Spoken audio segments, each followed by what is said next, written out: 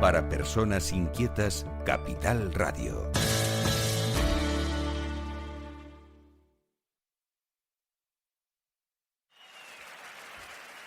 Vosotros sabéis perfectamente dónde está el rompeolas.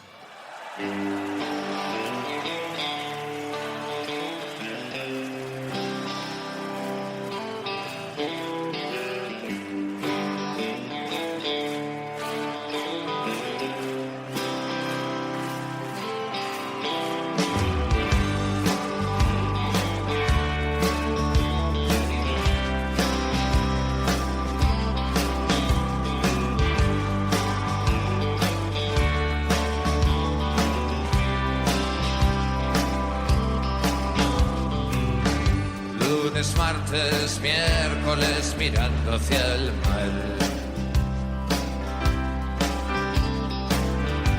Es un buen lugar para irse a olvidar. Coches policía detrás la ciudad. Ojalá aquella rubia me mire al pasar. Tu chica, puedes vivir una vida de hogar. Búscate un marido con miedo a volar.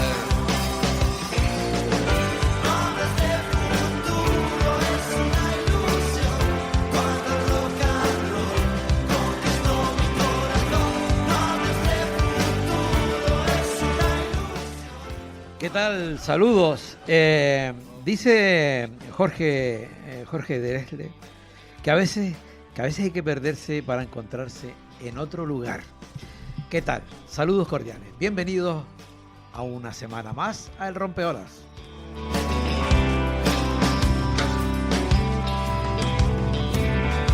Jueves, viernes, sábado, sentado junto al mar. Bueno, un rompeolas que hoy tenemos 3 temitas para tocar importantes, creo yo, ¿no?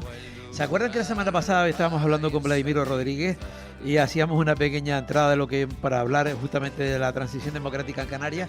Bueno, pues hoy lo vamos a tener aquí para hablar de eso, de la transición democrática, cómo se llevó eso a cabo aquí en Canarias. Luego vamos a tener el micrófono, como siempre, ese momento de reflexión. Que vamos a tener aquí a Joaquín Araujo y va a hablar sobre la verdad. ¿Qué es para él la verdad? Y vamos a cerrar el programa dando un salto hasta la isla de Fuerteventura.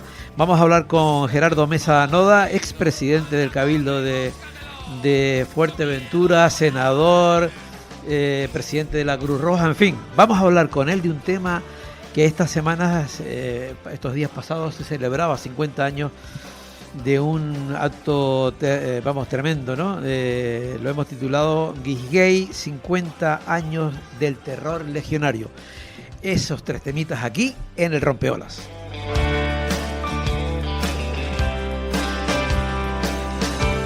Bueno, pues nada, vamos a arrancar el programa. Me parece que ya está ahí al otro lado a nuestro primer invitado, que ya lleva toda la media mañana también aquí en la radio.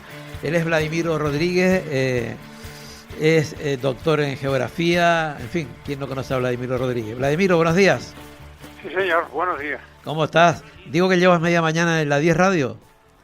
Bueno, sí, esta mañana estuve un rato, estuvimos ahí hablando de algunos temas, sí. Vladimiro, cuando uno se jubila hay que pasar a una reserva activa, y no digo yo, porque tú realmente has seguido luchando, ¿no? De alguna manera, moviéndote, vamos. Bueno, los de la generación mía tenemos la cultura de una época de esfuerzo, de una época de dificultades, y sobre todo pues, esa inquietud y esa siembra que nos planteó la sociedad en la que tuvimos que desarrollarnos. En el caso mío, pues un campesino abandonado en la costa de Barlovento, en una zona marginal, en un pueblo bastante pobre como era la Barlovento antes de que las galerías dieran agua, y sobre todo con carencias bastante serias en la familia, porque no teníamos ni casa donde vivir, ni un entorno social o socioeconómico Tremendo. para por lo menos ir a la escuela. Ese es un dibujo total de lo que era la Canarias de ese momento, ¿no? Vladimiro, tú que siempre, a pesar de todo, has sido un idealista. Yo siempre te he dicho muchas veces que si sigues arando en el mar y el frío, que yo creo que en esa frase estamos mucho, ¿no? Siempre hemos seguido arando en el mar sabiendo que, bueno, que la utopía es la que cambia y la que mueve las cosas, ¿no?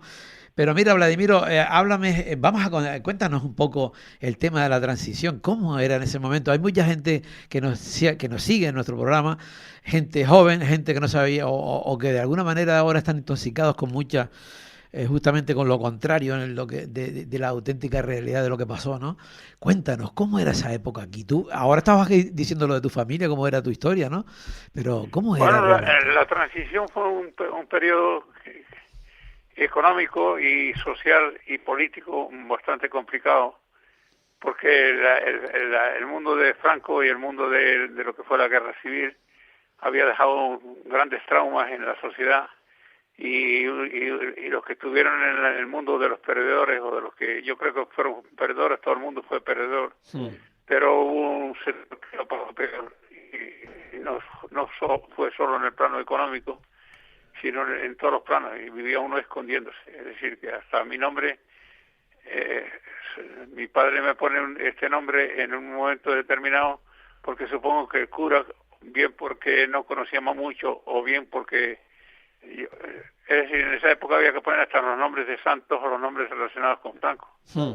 Había en esa época mucho Francisco, es decir, hasta el nombre. Y entonces, desde ahí a ir a la escuela, donde no tenías escuela, yo estuve en dos colegios, en el que en uno el maestro le arrendó, le regaló, le prestó a un aficionado local a que diera clase, y supongo que la parte del sueldo de maestro se quedaba el primero sin ir a la escuela, y el segundo le daría una parte al segundo. Y a la escuela se manejaba con un mimbre, un palo de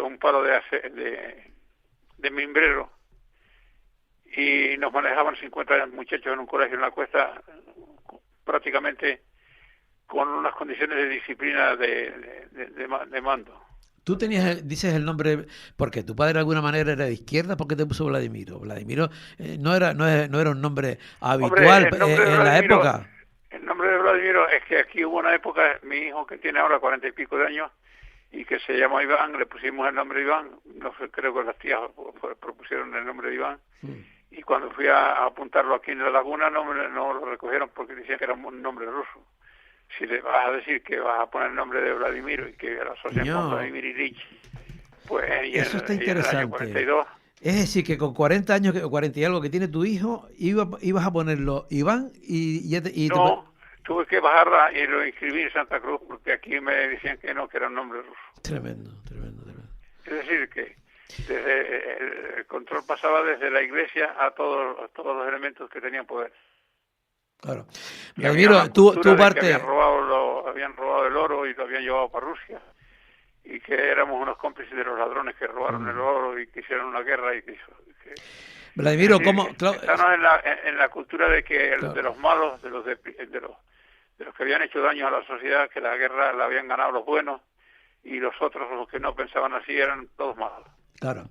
¿Cómo accedes tú, por ejemplo, digo yo tú, porque de alguna manera veías ese entorno rural, abandonado, aislado, en fin, ¿no? Y y adquieres una conciencia política. Bueno, está en tu casa, pero muchísima gente también de que no tenía contacto no había un pasado, ¿no? No se sabía nada. ¿Cómo se consigue ese acercamiento ideológico a un cambio social? ¿Cómo se inicia eso? Bueno, yo en mi caso creo que mi padre nunca nos habló de política. Mi madre sí nos decía algo, y luego gran parte de lo demás lo iba observando en la sociedad. Yo recuerdo un tema de que mi madre nos llevaba a misa, y generalmente el cura que estaba en el pueblo se metía con los hombres porque no iban a misa, y de ahí saqué yo una conclusión, que cuando uno va a hablar en algún sitio tiene que hablar para los que están ahí, no para los que no están ahí. Yo entiendo que el cura se equivocaba de meterse con los hombres que no iban a misa. Si hay que hablar, tenía que hablar para los niños y las mujeres, que eran los que iban a la iglesia. Y por eso en la vida política he entendido que la política no se puede ser un tema teórico de hablar separado de la vida que no hace. Es decir, yo entendí luego cuando empecé a dar clases y he estado en varios puntos dando clases o encontrándome con una sociedad complicada como es toda nuestra sociedad. Pues, por ejemplo, yo estuve dando clases en un colegio como era el Colegio de los Hermanos La Salle en La Laguna, aunque yo no rezaba. Y también, hay que decir, de los que dirigían el colegio me lo permitieron. Y yo daba clases porque necesitaba para poder sobrevivir en La Laguna, para poder estudiar. Es decir, que ha habido gente tolerante de izquierda, de derecha. ¿Qué es la izquierda? ¿Qué es la derecha? Pues yo creo que hay un tema de solidaridad, de compromiso. Y hay otro tema de una vida más egoísta, más de cada yo y más de a corto plazo. Ay, me está tomando un traguito de agua. Claro, claro. Mira, y una cosa, ¿cómo era ese momento? Dibújanos, por ejemplo, yo me imagino que uno de los lugares donde más movimiento había, político y tal, en ese momento podría ser La Laguna, ¿no? No, yo no puedo hablar de eso porque yo vine a La Laguna ya tarde, yo estudié por libre. Yo la primera curso fue el 69, en el que entré en la universidad porque era maestro. Yo estudié todo por libre, bachiller lo hice por libre, magisterio lo hice por libre, y yo cuando vine para Laguna ya La Laguna un poco ya se respiraba. Por ejemplo, Jerónimo Saavedra, que era el director del Colegio San Fernando, en un momento determinado se empezó a complicar aquello del Colegio San Fernando, y Jerónimo habló conmigo y hicieron una asamblea y me propusieron un director del colegio, y estuve de director un tiempo. Era ese mundo de mezcla entre lo que había y lo que se quería cambiar. Vale, vale. O sea, y el que antes estaba en el San Fernando estaba Jerónimo, ¿no? Sí, Jerónimo, pero Jerónimo era un hombre que todo el mundo sabía más o menos que era del PSOE, pero era de un PSOE que no decía nada, que estaba callado, que Felipe González o esta gente estaban al norte de los Pirineos, y los que peleaban un poco en la universidad y hacían alguna cosa eran los comunistas, que eran los que tenían un poco más, cubrieron mayores riesgos en una época dura como fue esa época de la transición. ¿Siempre ha estado el PSOE en ese punto, Vladimiro? O sea, acabas de definir ahora que cuando tú estabas allí era un PSOE, dices tú, un PSOE que callado, decías, ¿no? Sí, muy tolerado. Era, de alguna manera, había personas bastante que lo sabían, pero los que de alguna manera hacían oposición eran generalmente en la universidad eran los comunistas, o era Tazacorte, que fue una referencia en Canarias, que es Pepe Elcano, que en paz descanse, por ejemplo, para poder sacar a San Miguel en una procesión, negociaban los comunistas de Tazacorte con el cura negociaba con los comunistas porque los jóvenes los controlaban los comunistas, y para sacar a San Miguel de procesión había que contar con los jóvenes. Entonces había que autorizarles un baile, porque el cura no autorizaba los bailes. El cura prohibía los bailes porque eran pecaminosos. Es decir, en esa época era una época, un mundo complicado, un mundo entre cosas que ocurrían en la vida y cosas que leídas hoy o escuchadas hoy parecen surrealistas. Es tremendo que hoy los jóvenes no sepan eso, o no hayamos sido capaces de explicárselo, ¿no? Hombre, yo me llevaron al Instituto de Granadilla una vez a dar una charla, creo que fue sobre el agua, sobre la agricultura. Y el que tenía una sala que llamaban polivalente, que hacía de capilla y hacía de salón de actos, el cura vino y me echó de allí porque dice que eran comunistas. Es decir, hay cosas de estas que parecen surrealistas. Luego al final los profesores me volvieron a llevar. Y ese día la sala era polivalente, como decían. Es decir, estábamos en un mundo donde un día estaba yo, cuando estaba haciendo la tesis doctoral, quedándome la pensión Garigonza en Granadilla, sí. Y apareció por ahí un responsable de la Guardia Civil con un par de elementos más, y me dijeron que sí, me empezaron a hablar de la pasionaria y querían pegarme gracias a unos campesinos de Granadilla, que tampoco eran comunistas, que eran gente normalita, agricultores, que me conocían más, me defendieron, y si no esa noche me zurran. Y cuando eso yo estaba totalmente dedicado a hacer la tesis doctoral porque la necesitaba para poder trabajar. Es decir, que hay historias de estas que parecen surrealistas totalmente. Por ejemplo, una historia surrealista que yo no la sabía, que el otro día cuando te llamé para esta charla, me comentabas de diferentes núcleos donde había izquierdas montadas en la isla de Tenerife, por ejemplo. No me comentaste otras islas, pero sí de aquí. Sí, Y me hablabas de Arona, ahora por lo que estás diciendo, que cosas surrealistas. En Arona estaba Cheche, y había el barbero, había 4 personas allí que sabían que eran comunistas. Este hombre Alayón, el padre de Cheche, era un hombre de terror, era un hombre con cierto nivel de respeto en la sociedad, tenía el comercio más vivo que había en esa zona y había cierta tolerancia. No era así cuando el primer acto que se hizo de la democracia en Arona, alguien de los que tenía poder en Arona se sentó en la puerta del cine del Valle San Lorenzo y con estar sentado allí no entró ninguno de los trabajadores que tenía, que era de la empresa más importante que había por allí en ese momento. Es decir, estamos a caballo entre los dos mundos. Aparte de eso, ese hombre tomaba café con nosotros y cuando tomaba café era aparentemente un demócrata, pero cuando tenían que jugar, que entendía que podían los comunistas hacerle daño, pues utilizaba el poder de la época anterior. Tremendo. Yo te digo lo de surrealista por algo que me comentaste, que a mí me echó la mano en la cabeza. Tú me dijiste que en ese establecimiento no se podía, no colocaban ropa interior, ropa femenina, sí. porque cuéntanos eso, que me parece que era. Creo que fue el primer establecimiento que puso ropa interior en la oficina. Y le llamaron la atención, gracias a que era un hombre que tenía un nivel de respeto allí, le llamó la atención, no sé si fue el cura y algunos políticos. Es que era así de duro. Pero para que quitara la ropa de allí, o sea, sí, que era una ropa que era un poco pornográfica la ropa.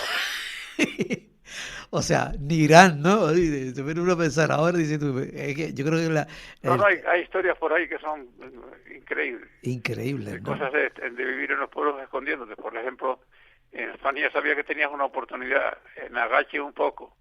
Sin embargo, en el casino de Wimbledon, si se te ocurriera pasar por allí. El casino de la Rotada, por supuesto que aquello estaba prohibido de que entrara nadie que tuviera color de oposición o de algún sentido crítico. En Icó de los Vinos igual también. Es decir, había pequeños respiraderos, por ejemplo, la Guancha era uno, pero había muchos. En la Isla Baja también se podía llegar un poco. Pero ¿Qué te pasó cuando te ponías a vigilar? Tú estuviste detenido también cuando te ponías a vigilar que habían puesto una gente mayor en el local de Rambla Pulido del Partido Comunista. No, eso fue el 23F. Eso fue el 23F. Vale. El 23F mandamos a Rambla Pulido a unas personas, estuvimos desapareciendo todo el material que teníamos, pero ya fue el 23F. Vale. Y hasta que el Miranda del Bosch sacó los tanques de la calle, el Rambla Pulido, aunque han dicho ahora todo lo contrario, que era demócrata, el capitán general que estaba aquí en aquel momento, estuvieron con la luz encendida y nosotros estábamos cuidando qué pasaba allí. Porque una parte de los, incluso que éramos ya conocidos y que estaban legalizados el Partido Comunista, una parte se escondieron y desaparecieron. Y allí estuvimos en Rambla Pulido, donde teníamos el local, recogiendo materiales que lo llevamos para una casa en Fania, de unos comunistas en Fania, y para esconder los papeles o quemar los que podíamos quemar. ¿Cómo hacían para reunirse? Porque yo me imagino que serían ¿cómo lo hacían en una sociedad donde todo estaba vigilado? ¿Cómo lo hacían? Tenían que ser personas conocidas y de confianza. Sí. Los demás van a tener problemas. A pesar de todo, hubo muchas redadas que terminaron siempre mal. Tú piensas que cuando yo estaba en el García Escame en la Cuesta dando clases y vinieron la brigada político-social y me secuestraron de allí y tuvieron que echar los niños a la calle. Y los maestros que estaban allí lo sabían que me iban a venir a buscar porque cuando eso estaba desdoblado el colegio García Escame. ¿Pero te sacaron en horario escolar? ¿Estabas trabajando? No, el colegio estaba por la mañana, era un grupo de niños y por la tarde era otro. Estaba desdoblado el colegio para dar clases. Yo daba clase al grupo de la tarde. Me vinieron a buscar por la mañana.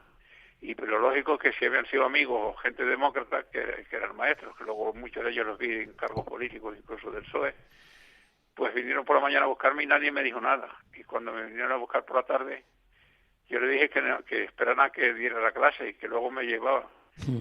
Me dijeron que no, que echaran a los niños para la calle, me sacaron y me llevaron para las mazmorras del gobierno civil. Me llevaron para el célebre Matute. Habían matado no se ha dicho bien cómo fue, Antonio González, que era un secretario, lo habían matado 15 días antes de que me llevaron a mí para las mazmorras. Estábamos en una época en transición. ¿Y te llegaron a dar o simplemente te llevaron detenido? No, me detuvieron, me sacaron, dieron vuelta a la solapa de la chaqueta. Somos de la Brigada Político-Social, acompáñenos. No, y sin más.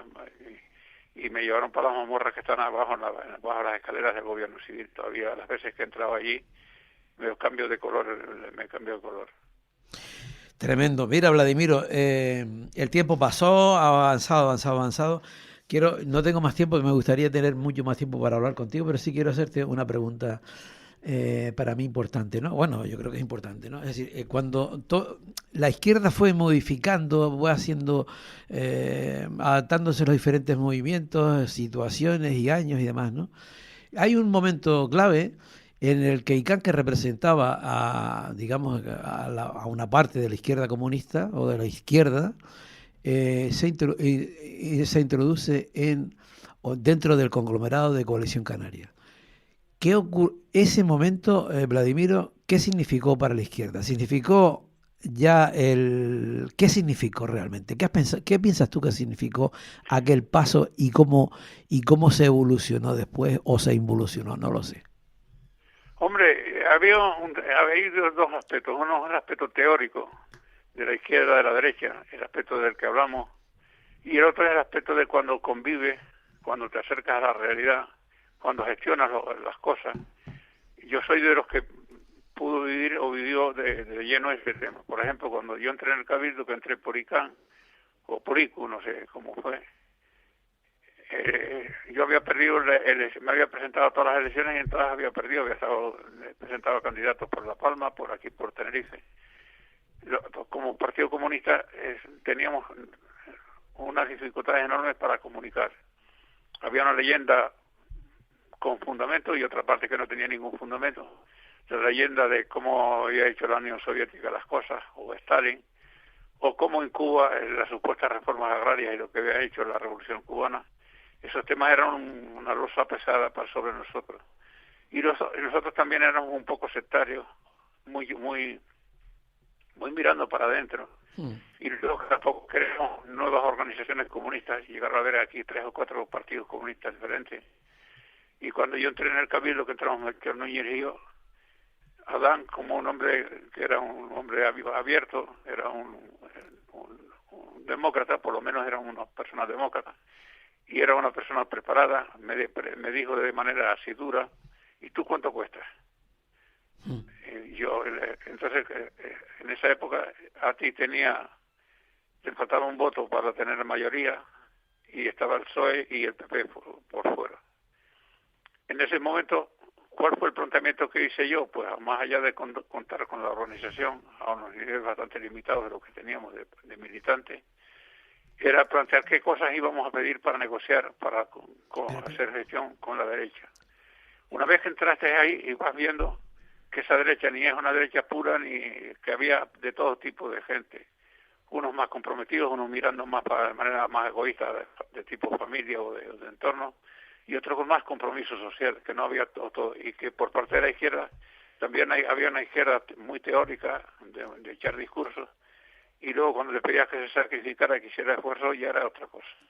Es decir, que ni hay un tema de agua destilada de buenos y malos, sino que la sociedad es complicada y hay actitudes que son solidarias, aunque digas derechos. Por ejemplo, el que vaya el Papa ahora a las raíces es un tema de izquierda, pues, o es un tema de derecha, como se ha hecho estos días el tema este. Es decir, no hay una lectura, sino hay un compromiso, o entiendo yo que hay un compromiso entre cómo se vive y cómo se predica. No se puede predicar alejado de lo que uno hace y vive todos los días. Y esa es parte del tema también, del dilema que tiene hoy mismo la izquierda también. Vladimiro, es que me encantaría seguir hablando con el tema, pero ya no tengo más tiempo. Oye, te agradezco un montón que hayas estado con nosotros. Otro día te llamo y seguimos hablando del tema, que es súper interesante. No, ¿vale? es que este es un tema muy importante. Hoy claro, es muy importante, muy importante. Hoy estaba yo viendo cómo puede ser con esto que ha pasado estos días, con el dichoso tema de las Malvinas, que unos aviones se vayan vacíos desde aquí y otros se quedan y esperan a que se los lleve otro avión, con temas totalmente egoístas de cómo se mira a corto plazo, o cómo para los niños que están viniendo en pateras de África hay una actitud, y para los que viven en otras condiciones, lo dejamos para otro día, Vladimiro, que yo no tengo más. Vale. Bien. Bueno, un abrazo. Chao, gracias. Saludos. Chao. Estás escuchando El Rompeolas con Javier Rodríguez. Capital Radio. Para personas inquietas, Capital Radio.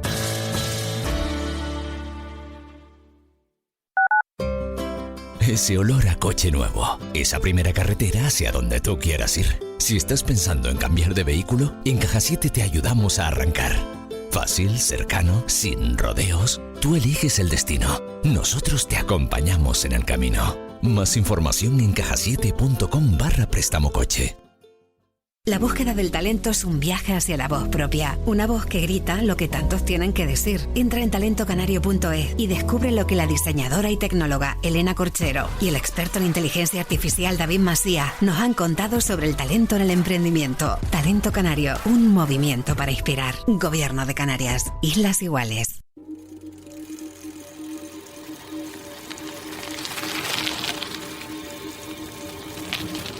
Atención, amantes del ciclismo. Este sábado 16 de mayo a las 2 de la tarde vive un encuentro único. Las grandes leyendas del ciclismo canario se reúnen en la Casa de Venezuela, en La Laguna. Una jornada especial para celebrar, compartir y reconocer a los deportistas que han hecho historia en nuestro archipiélago. Disfruta del almuerzo de las leyendas del ciclismo. Emoción, recuerdos y pasión sobre ruedas. Este sábado 16 en la Casa de Venezuela. Llama y reserva al 622-640-409. No faltes, estás invitado. 922 21 88 97. Faicanes Tenerife, dígame. Perdone, tengo plagas en la empresa. Le preparamos un presupuesto sin compromiso. ¿Y son efectivos? Claro, en Faicanes Tenerife, empresa pionera en el control de plagas, eficacia y rapidez son nuestra garantía. Faicanes Tenerife, plagados de soluciones. ¿Eres autónomo o tienes una empresa? En AG Asesoría te ofrecemos asesoramiento y gestión laboral, fiscal y contable con un trato cercano y personalizado. También tramitamos expedientes de extranjería, prestaciones de la Seguridad Social y traspaso de vehículos. Estamos en calle Quintín Benito 9, La Laguna. Llámanos al 922 22 12 97. Repito, 922 22 12 97. AG Asesoría. Soluciones para tu negocio. Cuando pierdes a un ser querido, puede que dispongas o no de seguro de decesos. No te preocupes. En cualquiera de los dos casos, en Velatorio Memorial La Laguna, te atenderemos y ofreceremos todos nuestros servicios. O puede que tengas dudas si trabajamos o no con tu compañía. No te preocupes. En Velatorio Memorial La Laguna trabajamos con todas las compañías de seguros. Más información en Velatorio Memorial La Laguna, Plaza del Cristo sin número o en el 900-231-132 a cualquier hora del día. Capital Radio. Para personas inquietas, Capital Radio. Yo creo que el eslogan de... Escuchas El Rompeolas con Javier Rodríguez. Yo digo que lo del eslogan de para gente inquieta es que es vital, es fundamental. Yo creo que eso es una gran definición para la gente de la radio, ¿no? O por lo menos para la gente de esta radio, ¿no? Bueno, vamos al apartado de Mirafondo que siempre les comento, ¿no? Vamos a escuchar lo que es la verdad. La verdad según Joaquín Araujo. ¿Conocen a Joaquín Araujo? La verdad es que es una auténtica pasada escucharlo. Búsquenlo en las redes. La verdad, escuchémosle. la hierba. Para mí es verdad que por la mañana amanece y que la luz pone todo en marcha. Para mí es verdad que si está el pájaro cantando, ahí hay un indicador de que eso todavía está vivo, que todavía tiene algunos elementos y tal. Es verdad que respiro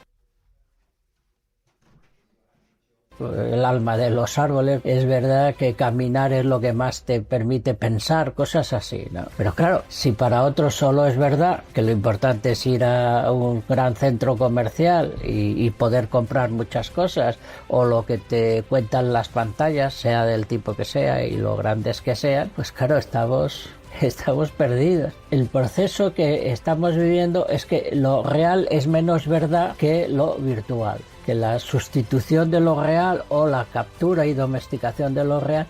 Mira, el mejor ejemplo que yo pongo para contar esto es la desolación que yo llegué a sentir, muy cercana a una depresión, el día que me di cuenta que mis documentales, mis películas naturaleza, eran más un tiro por la culata que una aportación, ¿no? Y fue el día que yendo en tren, dos personas que iban delante de mí, mirando por la ventanilla, y yo también, se levantó un maravilloso bando de grullas, y los que iban delante me dijeron: mira, como en la tele. El proceso mental es ese.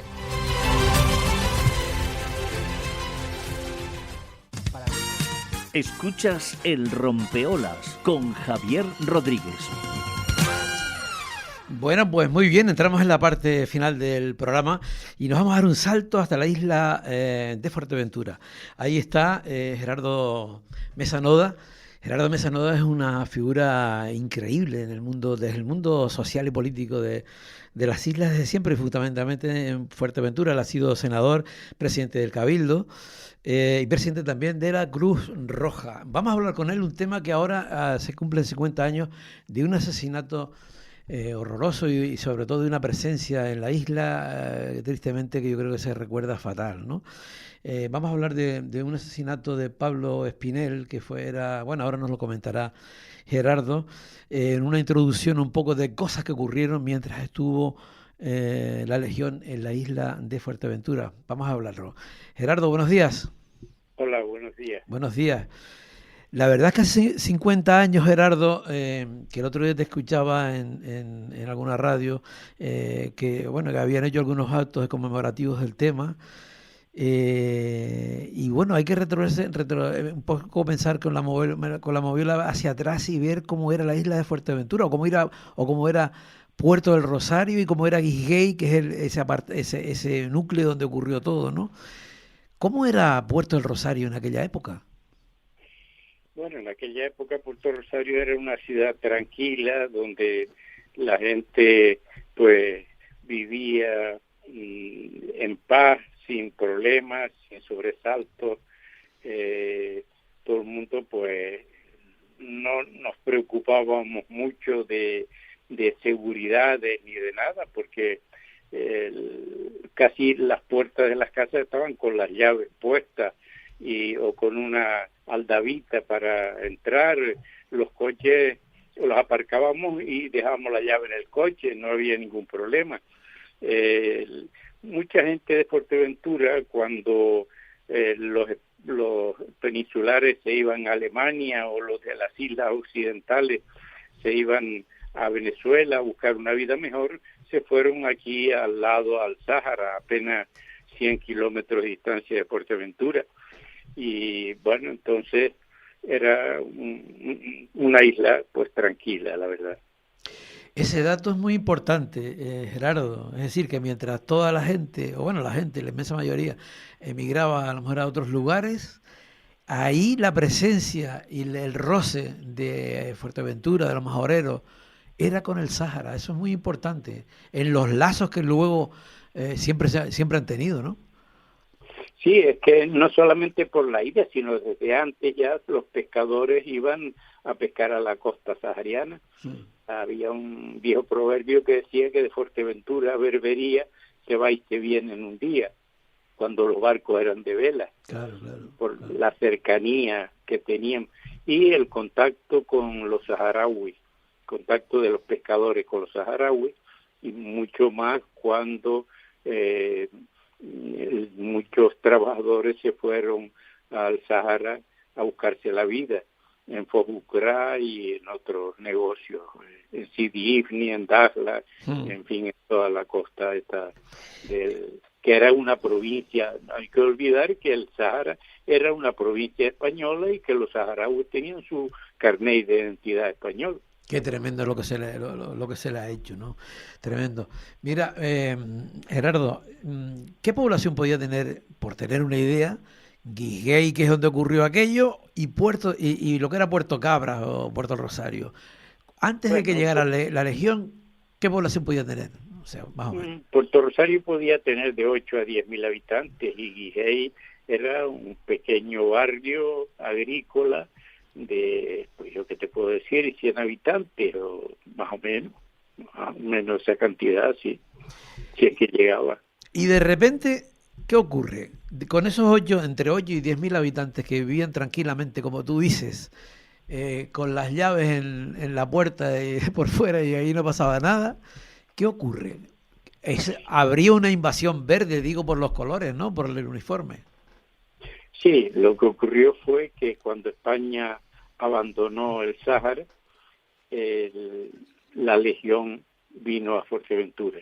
No solamente la Legión, sino que antes de llegar la Legión, aquí en Puerto Rosario, Puerto de Cabra, ya era Puerto Rosario, hay la playa cercana aquí, Playa Blanca, habían creado una urbanización donde había apartamentos, restaurantes, piscinas, que la gente, incluso de Puerto Rosario, iba a pasarse los fines de semana allí.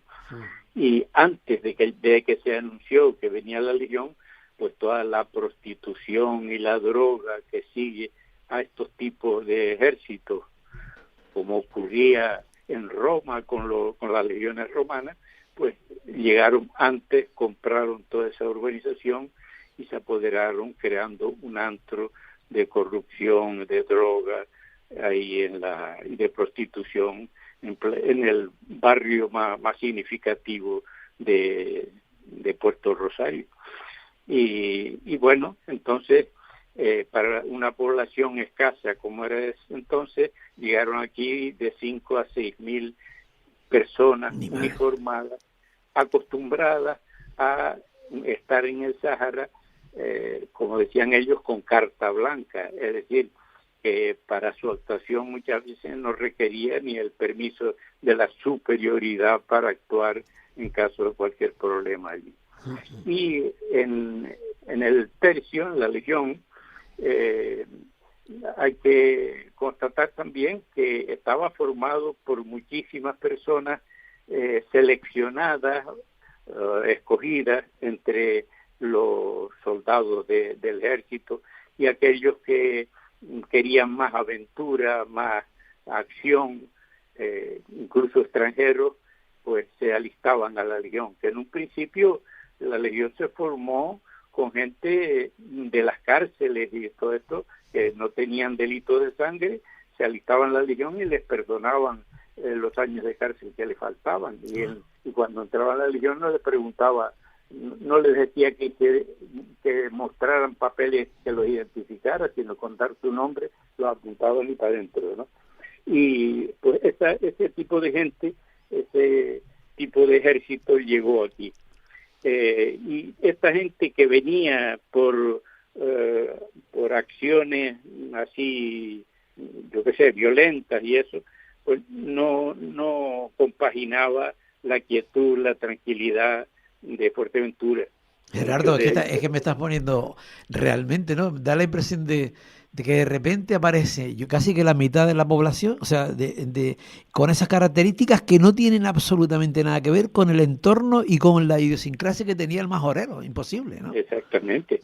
Aquí decían que una cantidad de gente uniformada tan grande distorsionaban la población aunque fueran monjas, y no eran precisamente monjas.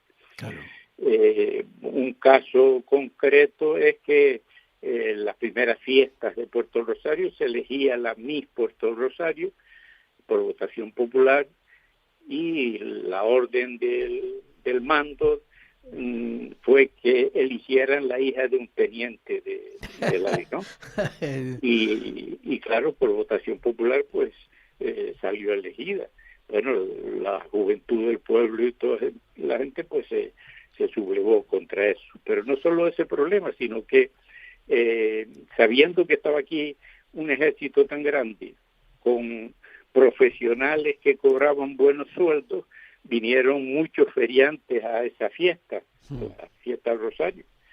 Y entonces el coronel, para vengarse de las protestas de la población por la elección de la MIS, ordenó que no saliera del recinto acuartelario un soldado durante todo el tiempo que durara la fiesta, con lo cual todos los feriantes que vinieron para hacer su negocio, pues se vieron con que, no tenían clientes, ¿no? Claro.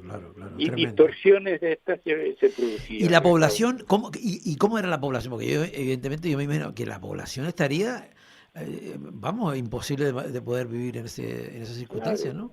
Claro, y a los 4 o 5 meses de llegar aquí fue el asesinato del alcalde pedáneo. De Pablo Espinel, ¿no? Pablo Espinel. ¿Y cómo fue Pablo eso? Espinel, que estaba pues ahí en su casa y que pues el hombre se sobresaltó cuando vio a los legionarios, fue corriendo a su casa y le dispararon, primero un tiro, cuando vio que le dispararon, entró a su casa a buscar una escopeta para defenderse y lo ametrallaron. Y eso ya para la población, pues imagínate, después de todo ese follón. Tengo un amigo que tiene una casa a las afueras de Puerto Rosario, vive en Las Palmas y venía aquí a pasarse los fines de semana o las vacaciones, ¿no? Y cuando llegó a su casa, en la puerta encontró unas botas de legionarios. Efectivamente habían 3 o 4 legionarios dentro que habían abierto la puerta y se habían metido en la casa. Ni madre, entonces digamos que actuaban a libre albedrío prácticamente, ¿no? ¿Y qué pasa? Que era gente que, antes comentaste el tema de la acción, ¿no? A lo mejor era gente que quizá en esa tranquilidad que tenía Fuerteventura querían buscar el salir, el echarse fuera un poco de la, ¿no? Claro.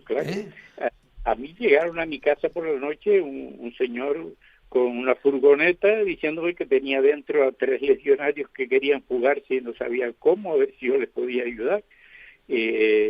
Resulta que decían que los habían maltratado, que le habían dado palos, que le habían puesto pistolas en la boca, que le ponían mantas húmedas para los palos no le hicieran, no se notara la huella que le daban. Y muchos legionarios extranjeros, sobre todo eso, que querían salir de Fuerteventura, robaban barcos a los pescadores para salirse de la isla, claro, sin experiencia de navegación y sin nada, destrozaban los barcos y los machacaban contra la costa, y entonces los propietarios de los barcos venían al coronel a denunciarlo. El coronel decía, ¿cuánto vale su barco? 10.000 pesetas o 15.000 pesetas. Pues mire, tome 20 y no diga nada y cállese. Y esto estaba sucediendo. Recuerdo también que yo venía de Corralejo, de trabajar en la caja de ahorro, y en una rotonda veo media docena de legionarios con sus armas allí, y me pararon, me dijeron que me parara, yo le hice señas de que no iba a parar y me apuntaron con la metralleta. Digo, bueno, eso ya son razones como para parar, ¿no? Y es que estaban buscando a desertores y estaban abriendo las maletas de todos los coches que pasaban por allí. La población se alarmaba, oiga, a mí que me pida que abra la maleta un policía, un guardia civil, pues lo veo bien, pero un soldado, un legionario, venga, a abrirme la maleta de mi coche, pues no me parece lógico. Tremendo. Y después fue lo del asalto al aeropuerto. ¿Eso cómo fue lo del asalto después? Los aeropuertos en aquel entonces no estaban vallados, y la policía militar, no ya uno de estos desertores, sino la policía que estaba en su jeep vigilando que todos los legionarios se portaran bien, se metió dentro del aeropuerto con su jeep y secuestró un avión con todos los pasajeros a bordo. Fuimos al aeropuerto el coronel y yo, que era presidente del Cabildo en aquel entonces, hablamos por radio con los secuestradores y nada, que no querían soltar a los pasajeros. El coronel se ofreció que lo cogieran a él y que soltaran a los pasajeros, y les dijo que no. Entonces le preguntó qué es lo que pretendía, y entonces dijeron que lo único que querían era demostrar que la Legión era una basura, por decirlo de forma bonita, ¿no? Y salieron de aquí, despegaron del aeropuerto de Fuerteventura, estuvieron intentando aterrizar en algunos países norafricanos, y cuando ya no le quedaba combustible los dejaron entrar en Lisboa. Soltaron a los pasajeros, de allí fueron a Sur y entregaron el avión sin mayores consecuencias, ¿no? Pero lo gracioso también fue que... ¿Y después qué le hicieron? Pues nada, porque se fugaron. Entregaron el avión y se fugaron. Y lo gracioso también fue que a partir de ahí el gobierno ordenó vallar todos los aeropuertos y poner el ejército a cuidar los aeropuertos vallados. A raíz de eso. Y aquí pusieron a la Legión a cuidar el aeropuerto. Pues todo el mundo pensó si esto es amarrar los perros con los ganitos. Claro. Pusieron al lobo a vigilar, ¿no? Pues precisamente los que estaban vigilando el aeropuerto volvieron a secuestrar otro avión. Y ya en este caso con tiros y todo, ¿no? Con disparos allí dentro. O sea que era una cosa kafkiana. ¿Cuánto duró todo ese mal sueño, Gerardo? ¿Cómo? ¿Cuánto duró todo ese mal sueño, digamos, por definirlo de alguna manera, hasta que se marchó la Legión? Mal sueño por decirte que en mi casa entró un suboficial, pistola en mano, y llegó hasta la cocina buscándome a mí. Pero escucha, yo eso te lo quería preguntar ahora, porque ¿qué me parece? Yo digo, me lo voy a preguntar a Gerardo, porque si trasladamos eso, por ejemplo, ahora, ¿no? Y tú dices, pero ¿cómo es posible que pudieran entrar? Cuéntanos cómo entraron, siendo tú presidente del Cabildo, ¿no? Sí. Y entraron en tu casa, ¿no? Cuéntanos. Sí, lo que te dije, que la casa tiene una puerta con una aldaba puesta, un ganchillo puesto para que cualquiera llegue, quite el ganchito y entre, no había problema, ¿no? Sí. Y es como vivíamos aquí en aquel entonces. Claro.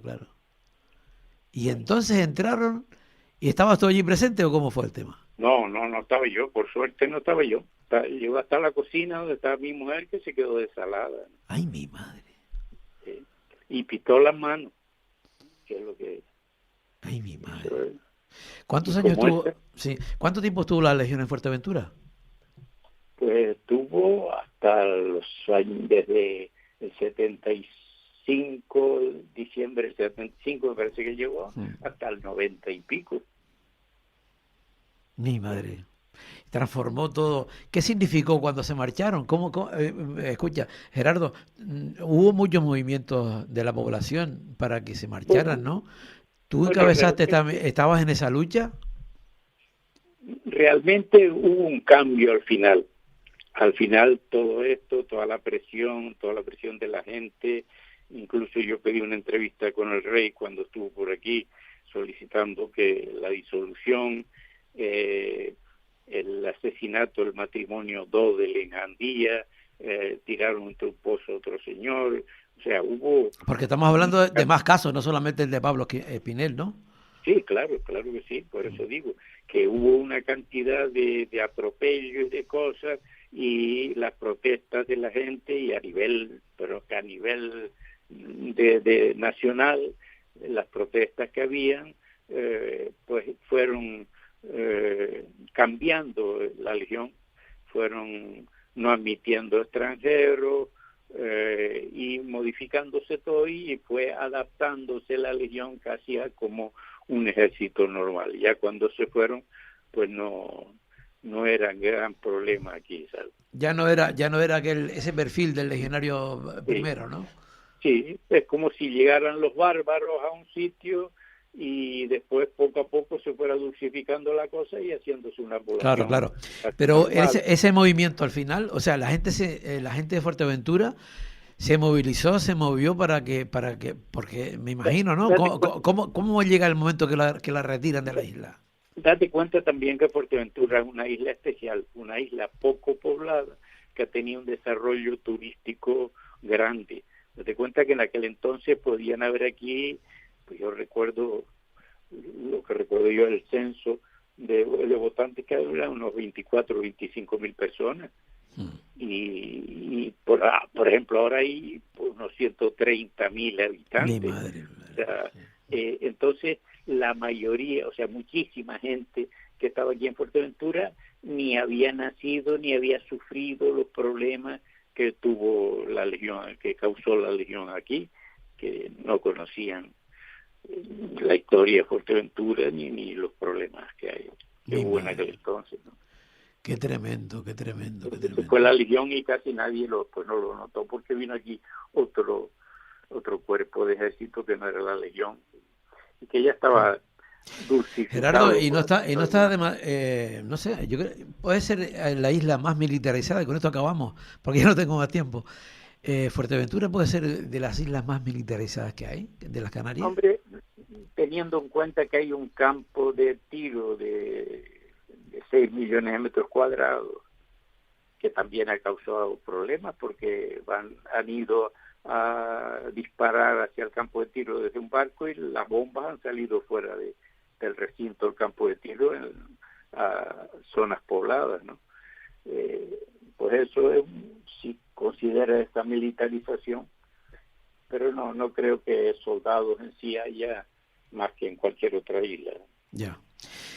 Gerardo, oye, te doy las gracias por haber estado con nosotros. El tiempo se nos fue, otro día te llamo y seguimos hablando de que también tenía ganas de comentarte un poco por tu trayectoria en la Cruz Roja, ver un poco también cómo veías el tema de obra y todo lo que estamos hablando, pero en fin, ya no tengo más tiempo. Otro día te llamo y si te parece y te apetece, pues seguimos hablando.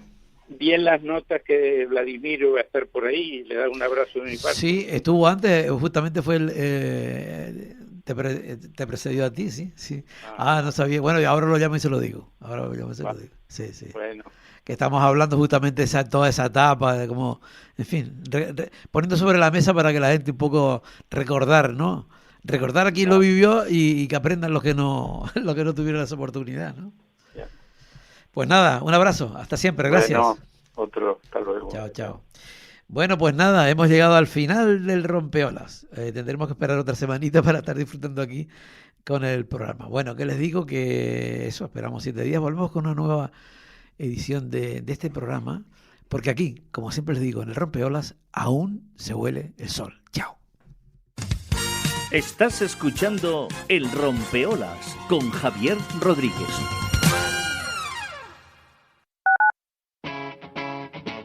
Capital Radio.